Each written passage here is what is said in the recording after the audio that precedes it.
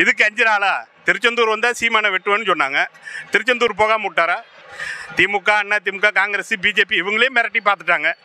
இது சின்ன சில்லு வண்டு, இதெல்லாம் போய் பார்ப்பறதா நம்ம. இது வந்து இதன் மூலம் தமிழர்கள் என்ன தெரிஞ்சுக்கணும் அப்படின்னா, தமிழர்களுக்கு வந்து கொஞ்சமாவது அந்த சூடு சொரணை அப்படிங்கிறது இருக்கா அப்படிங்கிறத தான் வந்து தமிழர்கள் வந்து தெரிஞ்சுக்கணும். சீமானும் சீமானுடைய தம்பிகளும் எதுக்கு அஞ்சாதவங்க.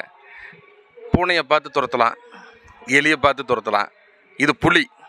தம்பி இப்படி முகநூல் எல்லாம் போடாத. ஒன்று முடிஞ்சால் நேரில் எங்கே இருக்கியா அங்கே வந்துரு, இல்லை நீ எங்கே இருக்குன்றது சொல்லு, நாங்கள் அங்கே வர்றோம். டேய் அவரெல்லாம் யாரு? நீ அவரை தொடர அளவுக்கெல்லாம் இங்கே ஆள் இல்லை. ஆனால் சீமான் அண்ணனுக்கு கொலை மிரட்டல் விட்டுருக்காங்க. இதை எப்படி பார்க்குறீங்க?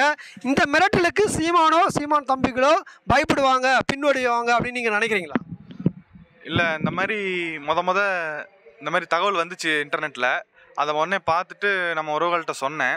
அவங்க உடனே கேஸ் கொடுக்கணும், விடக்கூடாது அப்படின்னு சொன்னாங்க. அப்போ பார்த்தீங்கன்னா நாங்கள் தான் திருப்பூரில் தான் கேஸ் கொடுத்தோம். அது சைபர் கிரைமில் கொடுத்து இப்போ மாநகர காவலுக்கு வந்திருக்கு.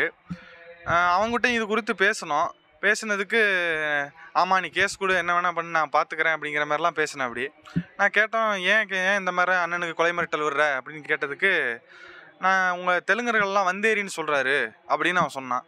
எங்கே சொல்லியிருக்காரு? ஒரே ஒரு ப்ரூஃப், வீடியோ ஆதாரமோ இல்லை ஆடியோ ஆதாரமோ ஏதோ ஒன்று காமி, நாங்கள் சரி நான் கேஸை விட்ரால் வாங்கிக்கிறோன்னதுக்கு அவங்ககிட்ட பதிலே இல்லை. அப்படியே சைலண்ட் ஆகிட்டான்.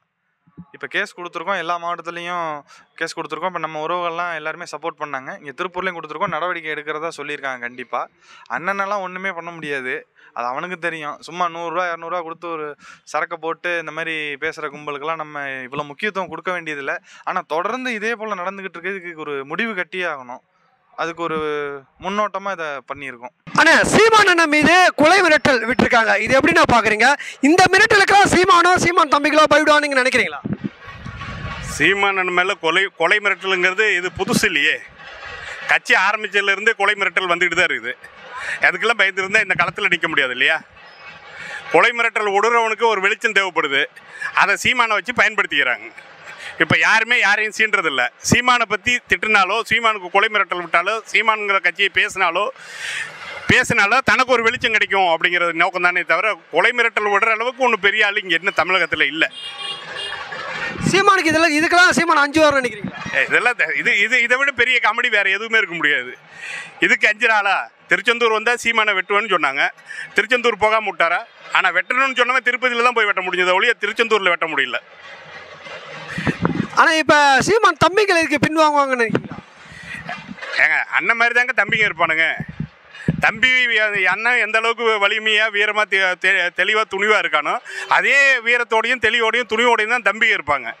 சரிங்களா? தாய் 8 அடி பாய்ஞ்சா குட்டி 16 அடி பாய்ப்பாங்க. அதே மாதிரி தான் அது தாய் புலி, கீழே இருக்க தம்பிங்கெல்லாம் குட்டி புலி, எல்லாம் அப்படி தான் இருப்பாங்க. இந்த கொலை மிரட்டல் அது ஒன்றும் எங்களுக்கு கட்சிக்கும் புதுசு இல்லை, அண்ணனுக்கும் புதுசு இல்லை. இதெல்லாம் அப்படியே அது போகிற போக்கில் சிரிச்சுட்டு போயிட்டே இருக்க வேண்டியதா. கொலை மிரட்டல் விடுற அளவுக்கு அவர் ஒன்றும் பெரிய ஆள் இல்லை. அதை பார்த்து பயப்படுற அளவுக்கு நம்ம ஒன்றும் சின்ன பசங்க இல்லை. நம்ம பம்பர் விளையாடுற பசங்க, இந்த கோழி குண்டு ஆடுற பசங்கள்கிட்ட வேணால் பயமுறுத்தி காட்டலாமே ஒழிய, எங்களுக்கு அண்ணனுக்கோ நாம் தமிழர் கட்சிக்கோ கொலை மிரட்டல் ஓடுற அளவுக்கு தமிழகத்தில் ஆள் இல்லை. அதிகாரத்தில் வலிமையாக இருக்கக்கூடிய ஆளும் கட்சியான இருக்கக்கூடிய திமுக, அதிமுக, பாஜக இது போன்ற பெரிய கட்சிகளோட மிரட்டலுக்கே அஞ்சாமல் தான் அண்ணன் வந்து அரசியல் களத்தில் நின்றுட்டுருக்காரு. அப்படி இருக்கும்போது இந்த சின்ன சின்ன அமைப்புகள் இதெல்லாம் வந்து கட்சி தொடங்கிய காலத்திலேருந்தே அவருக்கு வந்து இந்த மாதிரி மிரட்டல்கள் வந்துக்கிட்டு தான் இருக்குது.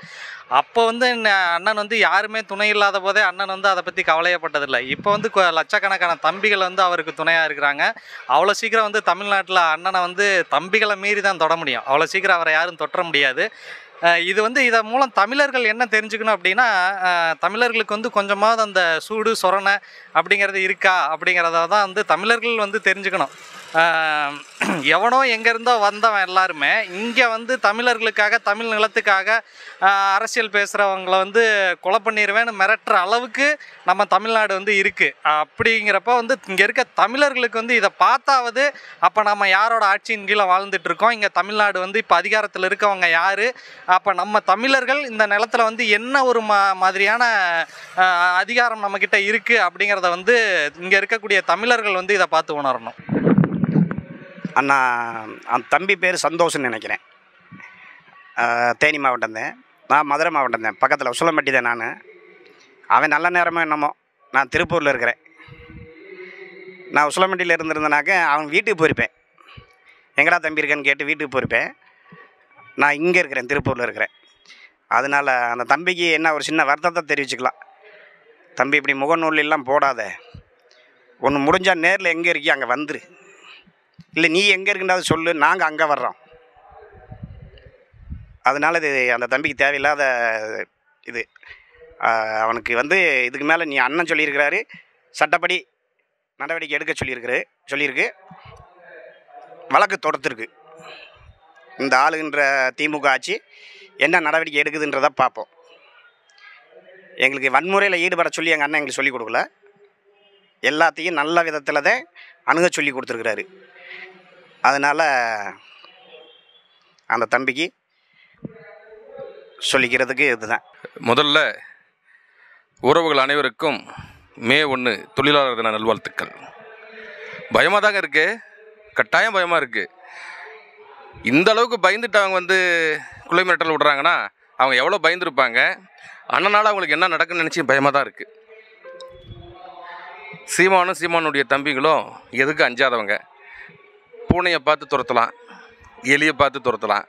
இது புலி, எதுக்கும் அடங்காத வஞ்சிக்காட்டு புலி. எப்போவும் நம்ம எதுக்கும் தயங்க மாட்டோம். அண்ணனுக்கு தோளுக்கு தோளாக இருக்கிறோம், துணையாக இருக்கிறோம். அண்ணனுடைய நிழலில் வாழ்கிறோம்.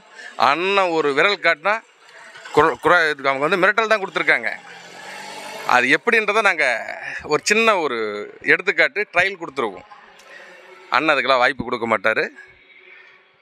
அது மிரட்டல் கொடுத்துட்டு தான் இருப்பாங்க. இப்போ ஈரோடு இடைத்தேர்தலில் ஒருத்தர் சொல்லலையா, பெட்ரோல் கொண்டு வீசுவன்ட்டு சொல்லிட்டு நடமாட்டிகிட்டு இருக்காங்க. இது திராவிட கட்சியினுடைய திருட்டு கட்சியினுடைய ஆதிக்கம், ஆணவம் அப்படி தான் இருக்கும். இன்னும் ஓராண்டு அதுக்கப்புறம் அண்ணன் அரியணையில் ஏறும்போது எல்லாம் சரிவர நடக்கும். மக்கள் நிம்மதியான வாழ்க்கை வாழ்வார்கள். கட்டாயம் பார்ப்போம். மகிழ்ச்சி. பொழுதுபோக்கு வாடா பார்த்துக்கலாம் அப்படிங்கிற மாதிரி ஒரு கிரிக்கெட்டு விளையாடுறப்ப பேசிகிட்டு இருப்பாங்க இல்லையா, கிரவுண்டில் பேசுகிற பேச்சு தான் இது. அவருக்கு புரிதல் இல்லாமல் தான் பேசிகிட்டு இருக்காது. நாம் தமிழர் கட்சியோட கொள்கை செயல்பாடு என்னங்கிற விஷயம் அவர் தெரிஞ்சுக்கிட்டாருன்னா இந்த மாதிரியெல்லாம் பேச மாட்டார். இது அதுக்கெல்லாம் அண்ணன் பயப்பட மாட்டார். இதெல்லாம் வழக்கமாக வர்றது தான். இதுக்கு முன்னாடி எத்தனையோ பேர் எத்தனையோ விதமாக மிரட்டி இருக்கிறாங்க. அண்ணன் இதுக்கெல்லாம் சோர்ந்து போக மாட்டார், அசந்து போகவும் மாட்டார். இன்னும் வீரியமாக தான் களத்தில் போராடுவார். இது எங்களுக்கு இதெல்லாம் ஒரு நகைச்சுவையாக எடுத்துகிட்டு போயிட வேண்டியதுதான்.